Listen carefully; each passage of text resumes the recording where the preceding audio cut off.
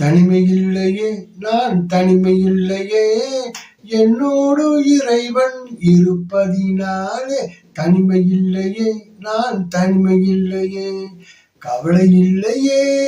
கவலை இல்லையே காசு பணத்திற்கு கவலை இல்லையே சிக்கனத்தை நான் கடைபிடிப்பதனாலே ஊதாரி செலவு எனக்கில்லையே சைவமே எனக்கு ஃபேவரைட் என்றும் ஃபேவரைட் அசைவத்திற்கு சொல்வேனே குட் நைட்டு பாட்டு பாடுவதால் காசு பணம் கிடைப்பதில்லை அதை நினைத்து நான் வருந்துவதில்லை